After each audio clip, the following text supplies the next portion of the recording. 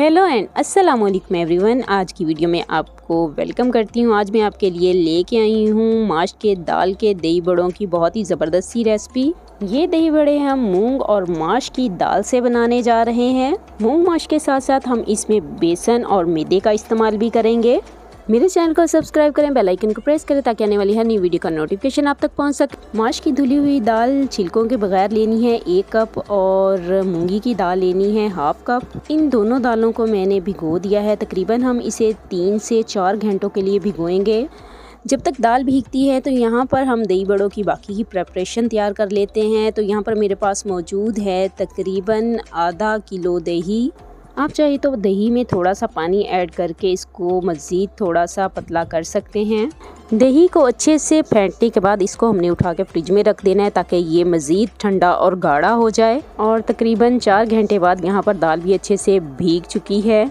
यहाँ पर मैंने दाल को ग्राइंडर में डाल लिया है और यहाँ पर मैं डाल रही हूँ 4 से 5 लहसुन के जवे, अदरक के 2 छोटे टुकड़े डाल दिए हैं और 5 हरी मिर्चें भी डाल दी हैं।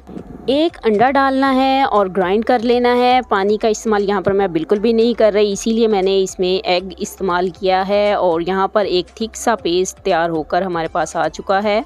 दही बड़ों के बैटर को एक बाउल में निकाल लिया है और दाल के बैटर में हमने आधा कप बेसन डालना है और आधा कप ही मैदे का शामिल करना है।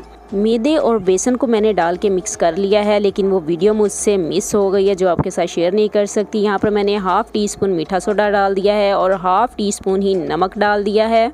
इन दोनों चीज़ों को भी अमीज़े में अच्छे से मिक्स करना है और इसको तकरीबन 5 से 10 मिनट तक हैंड विक्स से इतना मिक्स करना है कि ये फ्लफ़ी सा बैटर बन जाए और इसमें थोड़ी सी एयर भर जाए। आसान लफ्ज़ों में ये कह लूँ कि इस बैटर को इतना फेंटना है कि ये अपनी क्वांटिटी से डबल नज़र आए। बैटर को 10 मिनट के लिए साइड पर रख देना है और एक साइड पर मैंने ऑयल गर्म होने के लिए रख दिया था। तो यहाँ पर ऑयल भी गर्म हो चुका है और अब हमने इसमें बड़े डालकर फ्राई करने हैं।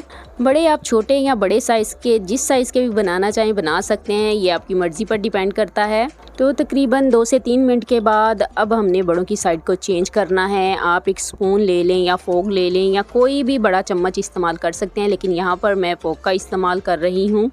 बड़ों को ऐसे हिलाते रहना है ताकि तमाम बड़ों पर इक्वल कलर आए। 7 से 8 मिनट लगे हैं बड़ों को फ्राई करने में और यहाँ पर माश की दाल के बड़े बिल्कुल तैयार हैं। बड़ों को निकाल कर बड़ों के ठंडे होने का वेट करना है। बड़े ठंडे हो चुके हैं और अब इनको सॉफ्ट करने के लिए यहाँ पर मैं पानी शामिल कर रही हूँ। पानी आपने नीम गरम लेना है। यहाँ पर आप देख सकते हैं कि बड़े बहुत अच्छे से भीग चुके हैं और इनका कलर मज़ीद लाइट हो चुका है। और अब हमने बड़ों में जो पानी मौजूद है उसको अच्छे से निचोड़ लेना है। दही बड़ों को असम्बल करने के लिए यहाँ पर ले लिया है मैंने एक डीप बाउल। इसमें जितने भी बड़े आएंगे बड़ों की उतनी ही लेयर हमने लगा देनी है। चाट मसाला आपने हस्बे ज़रूरत बड़ों के ऊपर डालना है और यहाँ पर तकरीबन मैंने 1.5 टेबल स्पून चाट मसाले का लिया है। चाट मसाला डालने के बाद यहाँ पर मैं डाल रही हूँ दही। दही बड़ों में आपने दही जो है वो खुले दिल से डालना है। माश के बड़े जो हैं वो दही को अच्छे से चूस लेते हैं, इससे फ्लेवर बड़ों का बहुत ही अच्छा आता है। आप दही डालने के बाद थोड़ी देर बाद ही देखेंगे तो दही जो होगा उसकी क्वांटिटी कम हो चुकी होगी। तो यहाँ पर मैंने थोड़ी देर के बाद मज़ीद दही ऐड कर दिया है।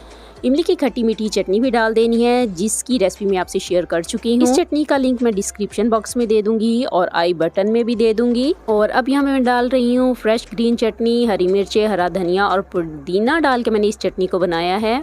यहाँ पर मैंने थोड़ी सी कुटी हुई मिर्च भी स्प्रिंकल कर दी है। आप चाहें तो कश्मीरी लाल मिर्च पाउडर भी डाल सकते हैं। तो कैसी लगी आपको आज की ये वीडियो मुझे कमेंट सेक्शन में लाजमी बताइएगा। तो वीडियो को ज़्यादा से ज़्यादा शेयर कीजिए और चैनल को सब्सक्राइब कीजिए ताकि आने वाली हर न्यू वीडियो का नोटिफिकेशन आप तक पहुँच सके। तो इसी के साथ मैं आप सबसे इजाज़त चाहती हूँ। जहाँ रहें खुश रहें, आबाद रहें और अपनी दुआओं में मुझे याद रखें। टेक केयर एंड अल्लाह हाफिज़।